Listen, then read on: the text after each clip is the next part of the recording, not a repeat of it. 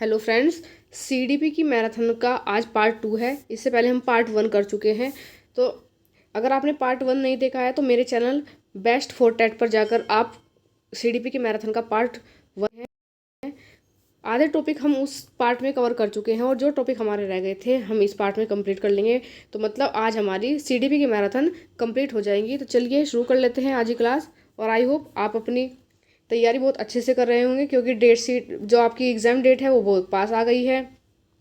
तो अब रिवीजन ही एक मात्र ऐसा रास्ता है जिससे कि आप बार बार रिवीजन करते रहिए जो चीज़ आपने पढ़ ली है, तो आप डेफिनेटली अपना सीटेट पास कर जाओगे। तो चलिए देखते हैं कौन कौन से टॉपिक है जिससे आज हम क्वेश्चन करेंगे। CWSN, dyslexia, dyscalculia, dysgraphia, ADHD, प्रतिभाशाली बच्चे, सृजनात्मकता, भाषा चिंतन, व्यक्तिगत विभिन्नताएं, स्मृति स्मृति आंकलन, बाल केंद्रित शिक्षा और कक्षा प्रबंधन। तो ये टॉपिक है आज के हमारे, जिनसे आज की वीडियो में हम क्वेश्चन करेंगे।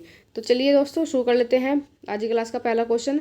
और ये वीडियो देखने के बाद इन टॉपिक से आपको कोई और क्वेश्चन करने की ज़रूरत नहीं पड़ेगी, क्योंकि आप पहले ही बहुत अच्छे से पढ़ाई कर चुके हैं और बस अब आपका जो ये टाइम चल रहा है ये रिवीजन का टाइम चल रहा है। तो चलिए शुरू कर लेते हैं पहला क्वेश्चन। एक शिक्षक देखता है कि एक बच्चा मौखिक रूप से बहुत अच्छे से विचार व्यक्त करता है, लेकिन लिखित कार्य में बार बार अक्षरों को उलट कर देता है और उस शब्दों की वर्तनी में कठिनाई होती है। यह स्थिति सबसे अधिक किससे संबंधित है? तो यहाँ पर कहा गया कि एक बच्चा है, अगर टीचर उससे कुछ पूछता है तो मौखिक रूप से तो बहुत अच्छे से किसी चीज़ को डिफाइन करता है, अच्छे से अपने विचार व्यक्त कर देता है, लेकिन लिखने में क्या करता है? लिखने में बार बार अक्षरों को उलट कर देता है। जैसे वो हो सकता है कि 9 को 6 लिख देता हो, या 6 को 9 लिख देता हो, या B को D लिख देता हो, या P को 9 लिख देता हो। तो मतलब वो लिखने में क्या कर रहा है? मतलब उसको लिखने संबंधित परेशानी है। और शब्दों की वर्तनी में भी कठिनाई होती है, और शब्दों की जो वर्तनी होती है उनको बोलने में भी उसको कठिनाई होती है। तो बच्चा कौन सी बीमारी से ग्रसित है ये हमसे पूछा गया है। तो क्या उसको डिसकैलकुलिया है, या डिसलेक्सिया है, या डिसग्राफिया है, या ADHD है? तो जब बच्चा मौखिक रूप से तो स्पष्ट है, वो अच्छे प्रकार से आंसर दे पा रहा है, लेकिन उसको लिखने में बार बार कार्य करने में अक्षरों को उलट कर देता है, तो इस समय मतलब उसको पढ़ने संबंधित भी कठिनाई होती है। तो उसको वो किस बीमारी से ग्रसित है? वो है डिसलेक्सिया से ग्रसित। क्योंकि जो डिसलेक्सिया से ग्रसित बच्चा होता है वो क्या करता है? बी को D पढ़ता है, वोज को सो पढ़ लेता है, ठीक है।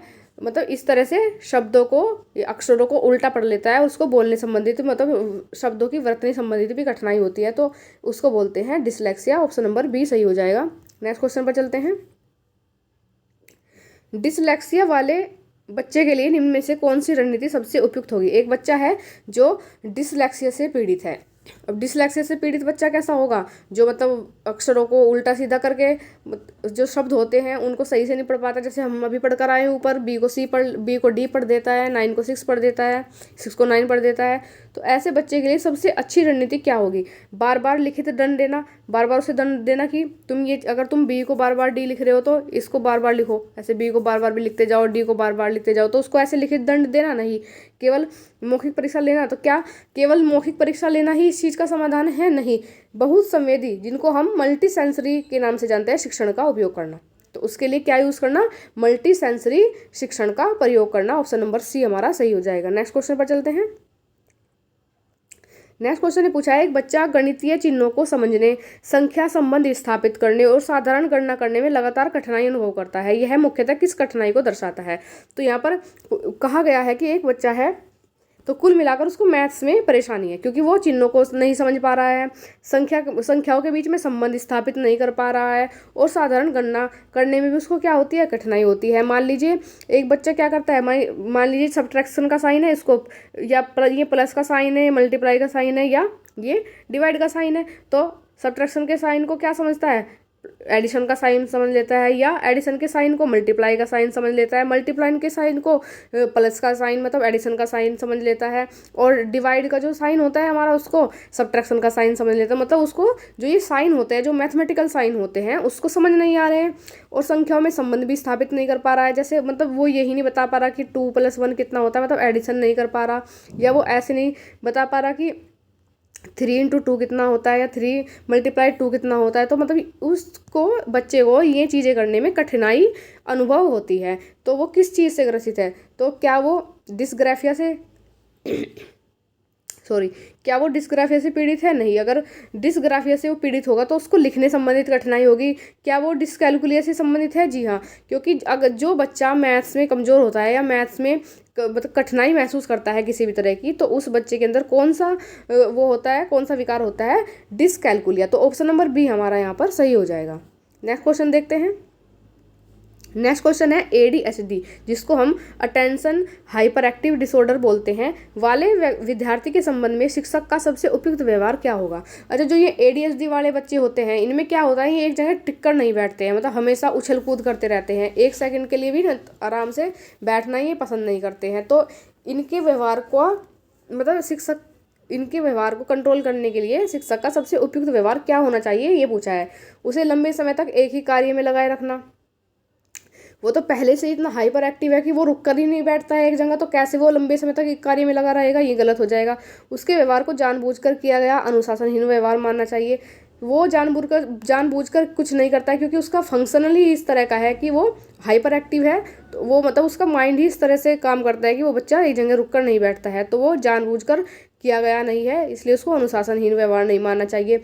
कार्यों को छोटे छोटे चरणों में बांटना और स्पष्ट निर्देश देना। तो यहाँ पर ये सही रणनीति हो जाएगी एक अध्यापक की कि जो कार्य हैं, जो उसको कार्य दे रहे हैं, उनको छोटे छोटे चरणों में बांट दो। कि पहले एक काम कराया, थोड़ी देर बाद गैप देने के बाद मान लीजिए 5 मिनट का गैप दे दिया, दूसरा कार्य करा दिया, फिर 5 मिनट का गैप दे दिया, तीसरा कार्य करा दिया। तो ऐसे छोटे छोटे चरणों में बांट दिया उससे कार्य को, और उसको बिल्कुल स्पष्ट निर्देश यहाँ पर ये मतलब है कि उसको इस प्रकार के निर्देश दिए जाए कि उसको अच्छी प्रकार से समझ आ जाए। ऐसे नहीं कि बच्चे को कुछ बताया उसको समझ ही नहीं आया कि करना क्या है, तो उसको स्पष्ट निर्देश देना चाहिए। तो ऑप्शन नंबर सी सही हो जाएगा। उसे कक्षा से बाहर बैठाना, ये भी नहीं करना चाहिए। तो ऑप्शन नंबर सी हमारा यहाँ पर सही हो जाएगा। नेक्स्ट क्वेश्चन देखते हैं। समावेशी कक्षा में CWSN child with special need के संदर्भ में सबसे महत्वपूर्ण सिद्धांत क्या है? चाइल्ड विद स्पेशल नीड में सब मतलब कौन से बच्चे आते हैं? जो हमारे दिव्यांग बच्चे होते हैं। तो इसके संदर्भ में सबसे महत्वपूर्ण सिद्धांत क्या है? सभी बच्चों को बिल्कुल समान तरीके से पढ़ाना। ये तो हमारी समावेशी शिक्षा बात ही नहीं करती है कि सभी बच्चे को समान तरीके से पढ़ाना, बल्कि क्या बात करती है कि जैसा बच्चा उस प्रकार की शिक्षा। विशेष आवश्यकता वाले बच्चों को अलग कक्षा में कर देना, कि जो बच्चे विशेष आवश्यकता वाले उनको अलग क्लास में कर देना चाहिए, नहीं। आवश्यकता के अनुसार शिक्षण में लचीलापन रखना। तो ये हमारी समावेशी शिक्षा बात करती है कि आवश्यकता के अनुसार, कि जिस प्रकार का बच्चा, उसको उसी प्रकार से उसी माध्यम से शिक्षा दी जानी चाहिए। और शिक्षण कैसा होना चाहिए? लचीला होना चाहिए। ये नहीं कि बस सबके लिए एक ही जैसा बना दिया तो वो रिगिड नहीं होना चाहिए, फ्लेक्सिबल होना चाहिए। तो यहाँ पर हमारा ऑप्शन नंबर सी सही हो जाएगा। नेक्स्ट क्वेश्चन पर चलते हैं। एक बच्चा अत्यंत जटिल प्रश्नों को जल्दी समझ लेता है, स्वयं अतिरिक्त जानकारी खोजता है और एक ही समस्या के कई समाधान प्रस्तुत करता है। शिक्षक को क्या करना चाहिए? अब यहाँ पर क्वेश्चन को पढ़ने से पता चल रहा है कि जो बच्चा है वो गिफ्टेड बच्चा है, क्योंकि वो क्या करता है, जो अत्यंत जटिल क्वेश्चन होते हैं, हार्ड क्वेश्चन होते हैं, उनको जल्दी से समझ लेता है और अपने आप से ही अतिरिक्त जानकारी निकाल कर लाता है कि इसका ये मतलब एक क्वेश्चन को कई प्रकार से प्रेजेंट करने की कोशिश करता है, एक ही समस्या के कई समाधान भी निकाल लेता है। ठीक है, तो शिक्षक को क्या करना चाहिए? अब उसे अतिरिक्त गृह कार्य दे देना चाहिए। क्या अतिरिक्त गृह कार्य दे देना ही यहाँ पर उपयुक्त होगा? नहीं, उसे सामान्य स्तर के कार्य करते रहना चाहिए। जब बच्चे को जटिल कार्य करना पसंद है तो सामान्य उसे कार्य नहीं देते रहना चाहिए। उच्च स्तरीय, उसको हाई लेवल के और चुनौतीपूर्ण और खुली अंत वाली गतिविधियां देनी चाहिए। खुली अंत वाली गतिविधियों से यहाँ पर मतलब है कि ओपन एंडेड क्वेश्चन, जिनका एक से ज़्यादा अर्थ निकलता हो। इस तरह के क्वेश्चन नहीं दे दिया कि बताइए आपका जन्म कब हुआ, या गांधी जी का जन्म कब हुआ, या हमारा देश कब आज़ाद हुआ। तो ये किस तरह के क्वेश्चन होते हैं? ये होते हैं क्लोज एंडेड क्वेश्चन, कि इनका एक शब्द में या एक सेंटेंस में ही आंसर निकल जाता है। खुली गतिविधि वाले क्वेश्चन होते हैं जिनका आप खुद खोजबीन करके, अपने माइंड पर जोर डालकर और खुद समस्या को समाधान करते हैं। एक से ज़्यादा मतलब क्वेश्चन का आंसर एक से ज़्यादा निकालते हैं। तो ऑप्शन नंबर सी यहाँ पर हमारा सही हो जाएगा। नेक्स्ट क्वेश्चन पर चलते हैं। प्रतिभाशाली बच्चे की पहचान के लिए केवल IQ पर रहना उचित नहीं है, क्योंकि यहाँ पर कहा गया है कि एक बच्चा गिफ्टेड बच्चा है तो उसकी पहचान के लिए केवल उसके IQ पर ही निर्भर नहीं रहना चाहिए। क्यों? आईक्यू का कोई महत्व नहीं होता, ऐसा तो बिल्कुल नहीं है कि आईक्यू का कोई महत्व नहीं होता। आईक्यू का भी अपना एक महत्व होता है। प्रतिभा अनेक क्षेत्रों और क्षमताओं में दिखाई दे सकती है। हाँ, तो जरूरी नहीं कि जो बच्चा प्रतिभाशाली है वो केवल मतलब पढ़ाई के क्षेत्र में ही प्रतिभाशाली हो सकता है वो आगे किसी मतलब उसके अंदर कोई ऐसी स्किल है कि वो और बहुत अच्छा कर सकता है पढ़ाई के अलावा किसी लाइफ स्किल में। ठीक है, तो मतलब जो प्रतिभाएं होती है वो जरूरी नहीं कि केवल मतलब एजुकेशन के फील्ड में ही दिखाई दे, वो और फील्ड में भी बहुत अच्छी दिखाई दे सकती है। सभी बच्चे समान रूप से प्रतिभाशाली होते हैं ऐसा बिल्कुल भी नहीं है, क्योंकि सब इंडिविजुअल होते हैं, सब यूनिक होते हैं, सबके अंदर अलग अलग प्रतिभाएं होती है। प्रतिभाशाली बच्चे केवल परीक्षा में अच्छे होते हैं ऐसा भी नहीं है। तो ऑप्शन नंबर बी हमारा सही हो जाएगा कि प्रतिभा अनेक क्षेत्रों और क्षमताओं में स्पष्ट दिखाई दे सकती है। चलिए नेक्स्ट क्वेश्चन पर चलते हैं। एक विद्यार्थी किसी समस्या के 4 अलग अलग समाधान प्रस्तुत करता है, जबकि अन्य विद्यार्थी केवल एक समस्या समाधान देते हैं। यह मुख्यतः सृजनात्मकता की किस विशेषता को दर्शाता है। अब क्या है कि एक क्लास के अंदर एक बच्चा है, अब वो क्या करता है, मान लीजिए टीचर ने उसको कोई क्वेश्चन दिया करने के लिए, तो उसने उसके चार चार तरह से आंसर बताए कि सर ये क्वेश्चन जो है वो 4 प्रकार से सोल्व हो सकता है। वहीं दूसरे विद्यार्थी उसका केवल एक ही प्रकार से आंसर बता पा रहे हैं। तो यहाँ पर यह मुख्यतः किस विशेषता को दर्शा सकता है। क्या मौलिकता को दर्शाता है, प्रवाह को दर्शाता है, लचीलेपन को दर्शाता है, या अनुकरण को दर्शाता है। तो यहाँ पर जो दर्शा रहा है बच्चा, वो दर्शा रहा है लचीलापन। मतलब बच्चे के अंदर इतनी फ्लेक्सिबिलिटी है कि वो एक क्वेश्चन के मतलब एक समस्या के कई समाधान सोच सकता है। एक क्वेश्चन को कई प्रकार से, एक क्वेश्चन का आंसर कई प्रकार से प्रेजेंट कर सकता है। तो यहाँ पर ऑप्शन नंबर सी हमारा सही हो जाएगा। नेक्स्ट क्वेश्चन पर चलते हैं। यदि कोई बच्चा किसी प्रश्न के बहुत अधिक संभावित उत्तर उत्पन्न करता है तो यह सृजनात्मकता किस आयाम को दर्शाता है। बिल्कुल सेम ऊपर वाला क्वेश्चन आ गया है, बस लैंग्वेज चेंज करके एग्जामिनर ने पूछ लिया है। और आपके सीटेट में भी इसी तरह से होता है कि क्वेश्चन तो आपके वही रहेंगे, क्योंकि देखो आपके सिलेक्टेड टॉपिक होते हैं, क्वेश्चन इनसे बाहर तो जाएंगे नहीं। अब एग्जामिनर क्या करता है, वहीं से मतलब एक ही क्वेश्चन को बार बार उसको घुमा फिरा के लैंग्वेज चेंज कर करके आपसे पूछता रहता है। जैसे यहाँ पर भी ऐसा ही हुआ है कि यदि कोई बच्चा किसी प्रश्न के बहुत अधिक संभावित उत्तर उत्पन्न करता है तो यह सृजनात्मकता के किस आयाम का संकेत है। एक बच्चा है किस एक प्रश्न के एक से ज़्यादा उत्तर उत्पन्न कर रहा है, तो किस चीज़ को दर्शा रहा है, ये दर्शा रहा है फ्लुएंसी को। मतलब बच्चा फ्लुएंट होकर सीख रहा है, फ्लुएंसी से आंसर दे रहा है। तो ऑप्शन नंबर ए यहाँ पर हमारा सही हो जाएगा। नेक्स्ट क्वेश्चन पर चलते हैं।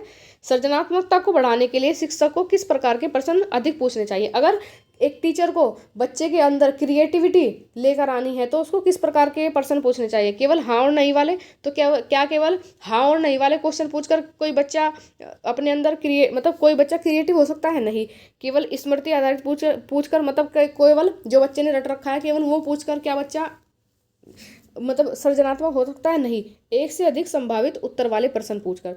जब उससे इस प्रकार के प्रश्न पूछे जाएंगे कि जिनका आंसर वो एक से ज़्यादा प्रकार से दे सकता है, तो इस प्रकार के प्रश्न पूछकर शिक्षक एक बच्चे की सृजनात्मकता को बढ़ा सकता है। ऑप्शन नंबर सी सही हो जाएगा। नेक्स्ट क्वेश्चन पर चलते हैं।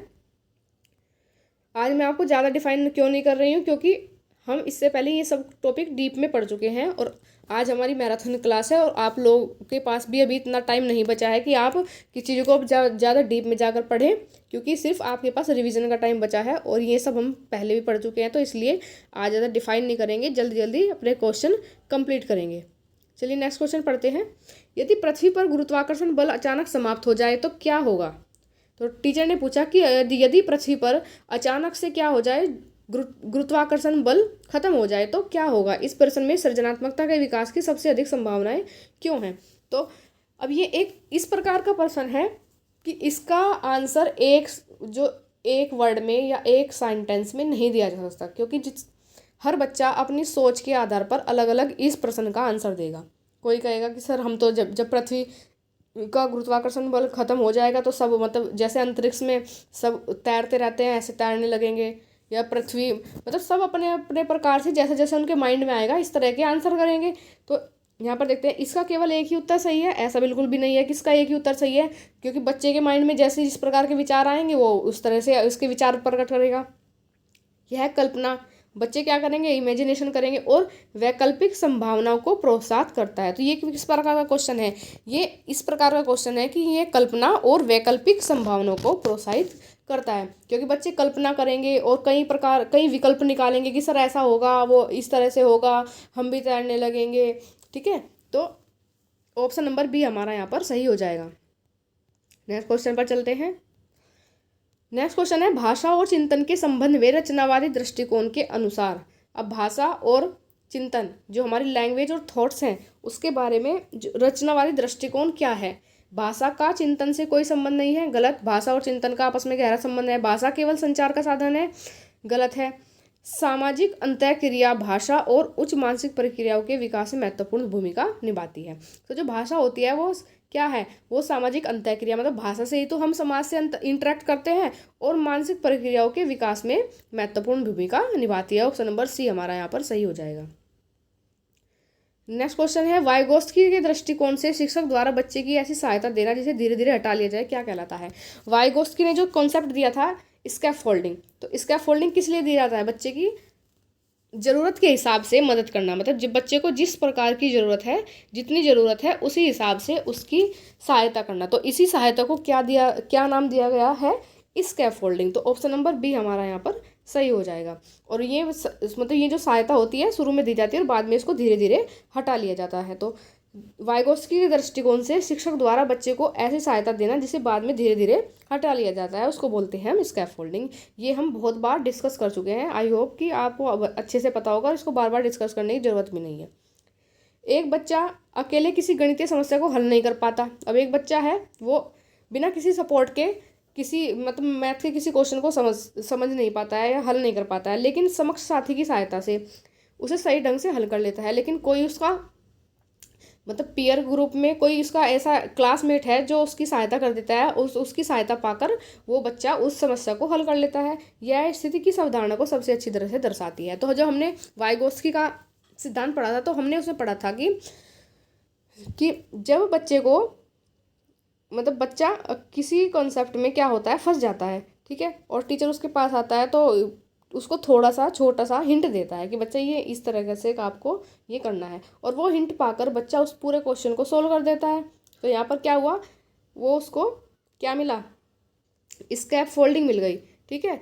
तो वो तो मदद करना हुआ स्कैफोल्डिंग। अब इसको इस प्रकार से समझिए, मान लीजिए एक बच्चा है, ठीक है, अब उसके पास उसे क्वेश्चन मिला कि 2 और +1 कितना होता है। अभी बच्चा बैठा हुआ है, ठीक है, अब वो उसको समझ नहीं आ रहा, मतलब वो खुद से इसको कर ही नहीं पा रहा है। तो उसके एक साथी ने बताया कि बेटा कि तुम ऐसे करो कि ये 2 लिखा है ना, इसके पास 2 लाइन ड्रॉ कर दो, 1 लिखा है इसके पास 1 लाइन ड्रॉ कर दो, अब इनको काउंट करो और काउंट करके नीचे लिख दो। तो बच्चे ने क्या किया, ऐसे ही किया, 2 के सामने 2 लाइन ड्रॉ कर दी, 1 के सामने 1 लाइन ड्रॉ कर दी। अब इनको काउंट किया 1 2 3 और यहाँ पर उसने 3 लिख दिया, ठीक है। तो उसकी सहायता से क्या कर पाया, वो समस्या को हल कर पाया। तो इसको क्या बोलते हैं, इस अवधारणा को कहा जाएगा ZPD, zone of proximal development, ठीक है। ऑप्शन नंबर बी हमारा यहाँ पर सही हो जाएगा। नेक्स्ट क्वेश्चन पर चलते हैं।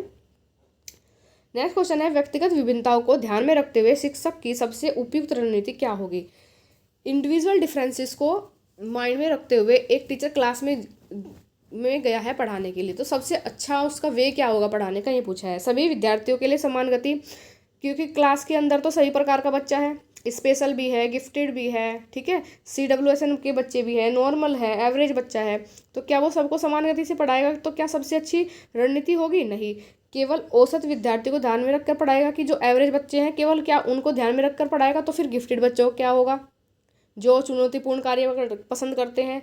विभिन्न विधियों और गतिविधियों का प्रयोग करना या कमजोर विद्यार्थियों को अलग कर देना, नहीं। तो उसकी रणनीति क्या होगी कि विभिन्न विधियों मतलब अलग अलग प्रकार के मेथड और एक्टिविटीज़ का प्रयोग करना। तो ऑप्शन नंबर सी हमारा यहाँ पर सही हो जाएगा। नेक्स्ट क्वेश्चन है निम्न में से कौन सा व्यक्तिगत विभिन्नता का उदाहरण नहीं है। अब हमसे नेगेटिव क्वेश्चन पूछा है, और जो ये नेगेटिव वाले क्वेश्चन आते हैं ना बहुत ज़्यादा कन्फ्यूज़ करते हैं एग्जाम के अंदर। तो इसलिए जब भी आप क्वेश्चन पढ़े तो अगर पढ़ने से पता चल जाए कि क्वेश्चन नेगेटिव है तो उसके सामने नेगेटिव लिख लिया करो, जिससे कि क्वेश्चन का आंसर ढूंढने में आसानी रहती है। नहीं तो हम जल्दबाजी में क्या करते हैं, नेगेटिव पढ़ना भूल जाते हैं और मतलब उसका आंसर पॉजिटिव में लगा कर आ जाते हैं। तो व्यक्तिगत विभिन्नता जो हमारी इंडिविजुअल डिफरेंसेस होती है उसका उदाहरण कौन सा नहीं है। जो अभिरुचि जिसको हम इंटरेस्ट कहते हैं, क्या इंटरेस्ट सब में अलग अलग होता है, ये तो होता है, तो ये तो पॉजिटिव है। बुद्धि सबकी अलग अलग होती है, ये पॉजिटिव है। सीखने की गति भी सबकी अलग अलग होती है, ये भी पॉजिटिव है। लेकिन सभी बच्चों की समान प्रतिक्रिया, क्या ऐसा हो सकता है कि सभी बच्चे समान प्रतिक्रिया दें, किसी चीज़ के प्रति समान रिएक्शन दें, ऐसा नहीं हो सकता, ये नेगेटिव है। तो इसका आंसर ये डी हो जाएगा। तो ऑप्शन नंबर डी इसका आंसर हो जाएगा। Sorry, D, D option number D answer हो जाएगा। चलिए नेक्स्ट क्वेश्चन पर चलते हैं। नेक्स्ट क्वेश्चन है, स्मृति में सीखी हुई जानकारी को लंबे समय तक बनाए रखने के लिए निम्न में से कौन सी रणनीति अधिक प्रभावी होगी। स्मृति मतलब जो हमने याद कर लिया है, मेमोरी, जो हमने बार बार रट रट के याद कर लिया, घुसा लिया है माइंड के अंदर, तो उसको लंबे समय तक बनाए रखने के लिए, क्योंकि देख क्या होता है, एक चीज़ तो पढ़ते हैं हम अपने इंटरेस्ट के लिए, तो जो चीज़ हम अपने इंटरेस्ट के लिए पढ़ते हैं, मोटिवेटेड होकर पढ़ते हैं, वो हमें ज़्यादा लंबे समय तक याद रहती है। लेकिन जो चीज़ें हम केवल जैसे पेपर पास करने के लिए, टेस्ट देने के लिए पढ़ते हैं, तो वो हमारी, उसको हम स्मृति से जोड़कर देखते हैं, क्योंकि वो एक समय के बाद खुद ही डिलीट हो जाती है माइंड से। तो यही कहा गया कि स्मृति में सीखी हुई जानकारी को लंबे समय तक बनाए रखने के लिए कौन सी रणनीति सबसे अधिक प्रभावी होगी। केवल बार बार पढ़ना, क्या केवल बार बार पढ़ने से ही मतलब क्या होगा कि लंबे समय तक वो सीमित रह जाएगी? नहीं। अर्थपूर्ण संबंध स्थापित करना और रिट्रीवल प्रैक्टिस करना। जब हम किसी सब्जेक्ट को पढ़ रहे हैं तो उसको ऐसे पढ़ें कि उससे क्या हो, अर्थपूर्ण संबंध स्थापित हो, मतलब अर्थपूर्ण पढ़ाई, मीनिंगफुल लर्निंग हो, और रिट्रीवल प्रैक्टिस करना। तो यहाँ पर ऑप्शन नंबर बी सही हो जाएगा। बिना रटे समझा, बिना समझे रटना, तो आजकल होता तो वैसे ही है कि बिना समझे कुछ भी समझ में नहीं आ रहा, बस रटे जा रहे हैं, रटे जा रहे हैं, रटे जा रहे हैं। क्या होगा, 2-4 दिन, 8 दिन बाद वो खुद ही गायब हो जाएगा। केवल परीक्षा से एक दिन पहले पढ़ना, जो आजकल होता ही है, ये भी नहीं। तो ऑप्शन नंबर बी हमारा यहाँ पर सही हो जाएगा। नेक्स्ट क्वेश्चन पर चलते हैं। नेक्स्ट क्वेश्चन है, यदि विद्यार्थी नई जानकारी को अपने पूर्व ज्ञान से जोड़कर सीखता है तो स्मृति की दृष्टि से इसका मुख्य लाभ क्या होगा। अब एक विद्यार्थी है, वो अपना जो कुछ नई जानकारी सीखता है उसको पहले ज्ञान से कनेक्ट कर लेता है। और रचनावादी भी क्या कहते हैं, रचनावादी भी यही कहते हैं कि जब विद्यार्थी अपने नए ज्ञान को पूर्व ज्ञान से जोड़कर सीखता है तो वो सबसे अच्छा सीखना माना जाता है एक विद्यार्थी के लिए। तो इसका मुख्य लाभ हो, इसलिए मतलब इसका मुख्य लाभ है क्योंकि जानकारी का अर्थपूर्ण संगठन होता है, ध्यान की आवश्यकता समाप्त हो जाती है, पुनरावृत्ति की आवश्यकता नहीं रहती, बच्चा केवल दृश्य स्मृति का प्रयोग करता है। तो यहाँ पर आंसर क्या हो जाएगा कि जब बच्चा पुराने ज्ञान को नए ज्ञान से जोड़ेगा तो जानकारी का अर्थपूर्ण संगठन होगा। अर्थपूर्ण मतलब वो मीनिंगफुल लर्निंग कर पाएगा, पुराने ज्ञान को अपने नए ज्ञान से जोड़ पाएगा। तो ऑप्शन नंबर सी सही हो जाए, सॉरी ऑप्शन नंबर ए हमारा यहाँ पर सही हो जाएगा। नेक्स्ट क्वेश्चन पर चलते हैं। नेक्स्ट क्वेश्चन है, एक विद्यार्थी परीक्षा के समय उत्तर जानता है लेकिन तनाव के कारण उसे याद नहीं कर पाता, यह मुख्यतः किस प्रक्रिया के प्रभाव को दर्शाता है। अब एक विद्यार्थी अब घर से तो बेचारा बहुत रट कर आया है, ठीक है, बार बार रट्टे लगा रखे थे, एग्जाम के अंदर आकर बैठा, गोल हो गया, भूल गया सब कुछ, ठीक है। क्यों? क्योंकि एग्जाम टाइम, मतलब एग्जाम हॉल का, एग्जाम का प्रेशर ही ऐसा होता है। आप लोगों ने भी फील किया है, हमने भी फील किया है, हाथ पैर कांपने लगते हैं। तो उसी प्रक्रिया में क्या हुआ कि विद्यार्थी उत्तर भूल गया। तो अब ये किससे रिलेटेड है, क्या प्रभाव है ये? तो ये क्या, ध्यान और पुनः स्मरण पर भावनात्मक स्थिति का प्रभाव है। बुद्धि में स्थायी कमी है, उसकी बुद्धि में स्थायी कमी नहीं है, डिसलेक्सिया है नहीं, कैलकुलिया है नहीं। तो यहाँ पर क्या होगा कि जो ध्यान है, मतलब उसका ध्यान हट गया है, और पुनः स्मरण, अब जो दोबारा है सोचने की जो क्षमता है उस पर जो इमोशंस है, मतलब अब के जो इमोशंस है, मतलब इसको इस तरह से समझिए कि इस टाइम बच्चा एग्जाम हॉल में बैठा हुआ है, ठीक है, प्रेशर है उसके ऊपर एग्जाम का, हुआ क्या है कि वो ध्यान नहीं कर पा रहा है किसी चीज़ को, मतलब उसको रिकॉल नहीं कर पा रहा है, और पुनः स्मरण उसको दोबारा से याद नहीं कर पा रहा है। इसका मेन कारण क्या है, ऊपर उसकी जो भावनात्मक स्थिति है, जो उसके इमोशन आ गए हैं अब डर के, घबराहट के, उसका प्रभाव। तो ऑप्शन नंबर ए हमारा सही हो जाएगा। नेक्स्ट क्वेश्चन है, एडीएचडी वाले बच्चे के लिए निम्न में से कौन सा आकलन अधिक समावेशी होगा। एडीएचडी वाला बच्चा है, हम सभी जानते हैं, हाइपर एक्टिव बच्चा है। ऐसे बच्चे को हैंडल करना थोड़ा कठिन होता है क्योंकि बहुत ज़्यादा एक्टिव होता है, एक जगह रुक कर बैठता नहीं है। तो इसके लिए आकलन अधिक समावेशी होगा कि केवल 3 घंटे की लिखित परीक्षा नहीं, लंबे निर्देशों वाली एक गतिविधि नहीं, छोटे चरणों में विभाजित कार्य, छोटे छोटे चरणों में कार्य दे दो उसको, और आवश्यकता अनुसार अतिरिक्त समय दे दो, ठीक है। कि उसको क्या करो, या 10-10 मिनट, मान लीजिए 10 मिनट कार्य दे दी, करवा दिया, 5 मिनट के लिए गैप दे दिया, फिर 10-15 मिनट कार्य करवा दिया, फिर 2 से 3 मिनट का गैप दे दिया। मतलब इस तरह से छोटे छोटे चरणों में उसका काम विभाजित कर दो, और अगर आवश्यकता पड़े तो उसका थोड़ा अतिरिक्त समय भी दे दो। तो ये होता है एडीएचडी वाले बच्चे का अधिक, मतलब अच्छी प्रकार का आंकलन। तो ऑप्शन नंबर सी सही हो जाएगा। नेक्स्ट क्वेश्चन पर चलते हैं। नेक्स्ट क्वेश्चन है, डिसलेक्सिया वाले बच्चे को पढ़ाते समय शिक्षक को किस बात का ध्यान रखना चाहिए। डिसलेक्सिया मतलब जब बच्चा पढ़ने में कठिनाई महसूस करता है। ध्वनि अक्षर संबंध पर कार्य करना, मल्टी सेंसरी एक्टिविटीज का प्रयोग करना, बच्चे की तुलना पूरी कक्षा से प्रदर्शन करना या क्रमबद्ध अभ्यास करना। अच्छा, यहाँ पर हमसे पूछा है कि डिसलेक्सिया वाले बच्चे को पढ़ाते समय शिक्षक को किस बात से बचना चाहिए। यहाँ पर नेगेटिव पूछा है, मतलब बच्चे क्या नहीं करना चाहिए। ध्वनि अक्षर संबंध पर कार्य करना, ये तो करना चाहिए। मल्टी सेंसरी एक्टिविटीज़ भी करवानी चाहिए, लेकिन बच्चे की तुलना पूरी कक्षा से नहीं करनी चाहिए। यही हमारा यहाँ पर नेगेटिव हो जाएगा। तो ऑप्शन नंबर सी सही हो जाएगा। देखो अभी मेरे पढ़ने में गलती हो गई थी इस क्वेश्चन को, तो आप भी क्लास के अंदर जब एग्जाम में पेपर मतलब अपना एग्जाम देने बैठे तो बहुत ही ज़्यादा ध्यान के साथ क्वेश्चन को पढ़े कि कहीं नेगेटिव तो नहीं पूछ रखा है। तो ऑप्शन नंबर सी यहाँ पर सही हो जाएगा। नेक्स्ट क्वेश्चन पर चलते हैं। नेक्स्ट क्वेश्चन है, एक बच्चा 6 × 7 का उत्तर बार बार गलत देता है, लेकिन वस्तुओं के समूह बनाकर वही समस्या सही हल कर देता है। शिक्षक को क्या निष्कर्ष निकालना चाहिए। एक बच्चा है और उससे बार बार टीचर पूछ रहा है कि बेटा बताओ 6 × 7 कितना होता है। तो लेकिन जितनी बार भी टीचर पूछ रहा है उतनी बार बच्चा क्या करता है, बार बार गलत उत्तर देता है। लेकिन वहीं पर वो एक चीज़ क्या कर रहा है कि वस्तुओं के समूह बनाकर, मान लीजिए किसी वस्तु का समूह बना दिया और उसी समस्या को हल कर देता है। लेकिन वस्तु का समूह बनाकर उसने समस्या को हल कर दिया, तो शिक्षक को क्या निष्कर्ष निकालना चाहिए। बच्चा गणित सीखने में असमर्थ है। बच्चा कैसे गणित सीखने में असमर्थ है, भले ही वो 6 × 7 नहीं बता पा रहा, लेकिन वस्तुओं का समूह बनाकर, वस्तुओं का ग्रुप बनाकर तो समस्या का हल दे रहा है। लेकिन तो ऐसे बच्चा गणित में असमर्थ नहीं है सीखने में, उसे दंड देकर अभ्यास कराना चाहिए, नहीं उसे ठोस एवं दृश्य प्रतिनिधि सीखने में सहायता मिल सकती है। तो यहाँ पर ये सही हो जाएगा कि उसे ठोस चीज़ों को देखकर सीखने में सहायता मिल सकती है। मतलब इस प्रकार का बच्चा है जो चीज़ों को देखकर समझ सकता है। ऑप्शन नंबर सी हमारा यहाँ पर सही हो जाएगा। नेक्स्ट क्वेश्चन है कि CWSN के संदर्भ में समानता, जिसको हम इक्विलिटी कहते हैं, और न्याय संगतता, जिसको हम इक्विटी के नाम से जानते हैं, दोनों में क्या अंतर है। इक्विलिटी और इक्विटी में अंतर पूछा है। दोनों पूर्णतः समान है, नहीं दोनों समान नहीं है, दोनों अलग अलग हैं। समानता में सभी को समान संसाधन देना, जबकि न्याय संगतता में आवश्यकता के अनुसार सहायता दी जानी।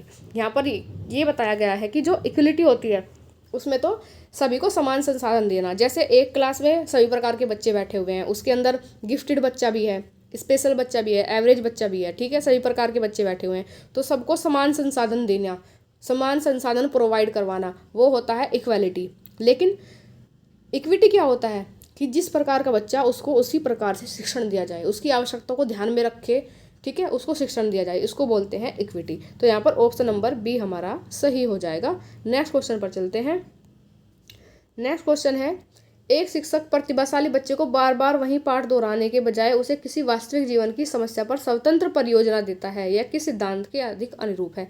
एक शिक्षक है और उसकी क्लास में एक प्रतिभाशाली बच्चा है, तो टीचर क्या करता है, उससे बार बार पाठ दोहराने के बजाय उसे क्या कहता है कि वास्तविक समस्या पर कोई भी स्वतंत्र परियोजना से मतलब है कि आप कुछ भी अपने पास से जो भी आपके थॉट्स हैं, जो भी आपके माइंड में आते हैं, मुझे वो मतलब निबंध लिखवा लेगा या कुछ भी ओरली सुन लेगा। तो ये करने के लिए कहता है, ये किस सिद्धांत के अनुरूप है। क्या ये इनरिचमेंट है या ये पनिशमेंट? क्या उसको पनिशमेंट दिया जा रहा है? नहीं। क्या उसे ड्रिल एंड प्रैक्टिस करवाई जा रही है? नहीं। क्या उसको रेमेडियल टीचिंग दी जा रही है? नहीं। तो यहाँ पर क्या हुआ होगा, उसका संवर्धन किया जा रहा है, उसको इनकरेज किया जा रहा है, उसको एक्सीलरेशन दिया जा रहा है। तो यहाँ पर ऑप्शन नंबर ए सही हो जाएगा।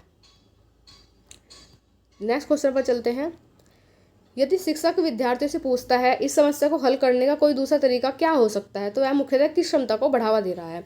ठीक है, कक्षा के अंदर टीचर ने मान लीजिए कोई समस्या प्रस्तुत कर दी बच्चे के सामने, ठीक है, मतलब कोई क्वेश्चन दे दिया और क्वेश्चन देकर पूछा कि बच्चों बताइए कि आप इसको किस किस प्रकार से हल कर सकते हैं। ठीक है, तो वह मुख्यतः किस क्षमता को बढ़ावा दे रहा है। क्या वो अभिसारी चिंतन को बढ़ा दे रहा है, जिसको हम कन्वर्जेंट थिंकिंग मानते हैं। जो अभिसारी चिंतन होता है उसमें क्या होता है, किसी भी समस्या का केवल एक ही समाधान होता है, तो ये तो नहीं होगा।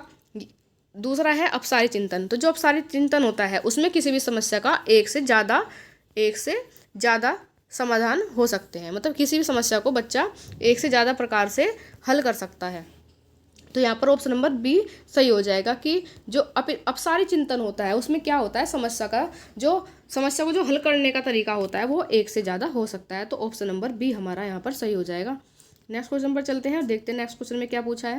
नेक्स्ट क्वेश्चन में पूछा है, निम्न में से कौन सा कथन सृजनात्मकता के बारे में सबसे अधिक उपयुक्त है। क्रिएटिविटी के बारे में सबसे अच्छा क्या है वो पूछा गया है।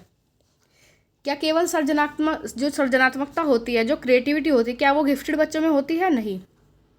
सृजनात्मकता को केवल कला विषयों से में विकसित किया जा सकता है? नहीं। मतलब जो क्रिएटिविटी होती है, क्या को केवल उनको ड्राइंग, जो हमारा आर्ट विषय होता है, क्या वो केवल उनमें ही विकसित किया जा सकता है? नहीं।